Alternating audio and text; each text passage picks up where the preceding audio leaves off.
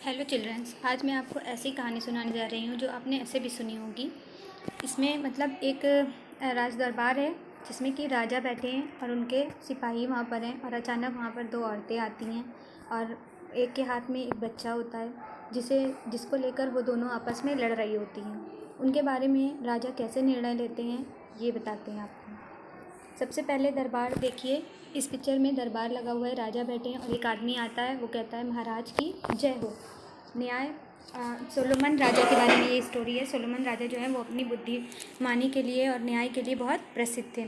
जैसे कि लिखा हुआ है, न्याय और बुद्धिमानी के लिए प्रसिद्ध राजा सोलोमन दरबार में आते हैं और एक आदमी आते हैं, वो बोलते हैं महाराज की जय हो। राजा सोलोमन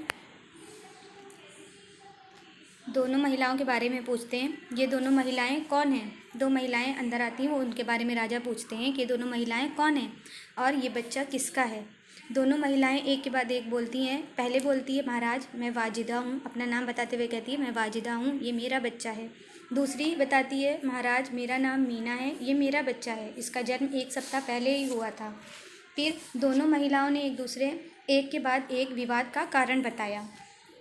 उसके बाद है महाराज आज सुबह जब मैं उठी, पहली बता रही है कि महाराज आज सुबह जब मैं उठी तो मेरा बच्चा गायब था, मेरे पास मीना का मरा हुआ बच्चा पड़ा था।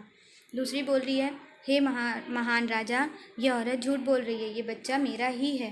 राजा बोलते हैं क्या दरबार में कोई ऐसा व्यक्ति है जो इस बारे में कुछ बता सके? क्या ऐसा कोई है जो बच्चे को जन्म के समय वहाँ मौजूद था? दो अन्य महिलाएं सामने आती हैं। पहली कहती है महाराज 2 सप्ताह पहले जब मीना ने बच्चे को जन्म दिया तब मैं उसके पास थी। बच्चे के जन्म के समय मैं वाजिदा के साथ थी। सिपाहियों बच्चा गाड़ी को मेरे निकट लाओ, मैं बच्चे को देखना चाहता हूँ। ठीक है। राजा कुछ देर बाद बोलते हैं ठीक है, मैंने निर्णय कर लिया। हम दोनों महिलाओं के बीच एक मुकाबला कराते हैं। एक महिला बच्चे का सिर पकड़ ले और दूसरी उसके पैर, दोनों बच्चे को विपरीत दिशाओं में खींचे। जो महिला जीतेगी बच्चा उसी को मिलेगा। तो पहली वाली कहती है हाँ हाँ महाराज, ये ठीक रहेगा। लेकिन मीना रोने लगती है। वो राजा सुलेमान से प्रार्थना करती है कि बच्चा वाजिदा को दे दिया जाए।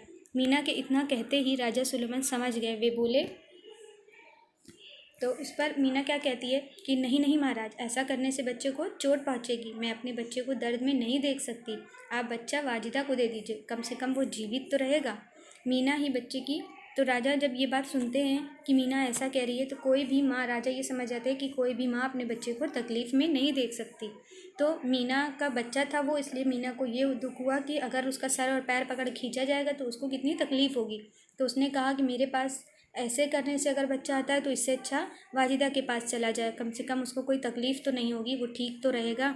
तो राजा उसके इस दर्द को समझ गए कि मीना ही बच्चे की असली माँ है। सिपाहियों बच्चा मीना को दे दो और वाजिदा को कारागार में डाल दो। वाजिदा को कारागार में इसलिए डालने को कहा क्योंकि वो झूठ बोल रही थी, उसका बच्चा मीना का बच्चा छीन रही थी।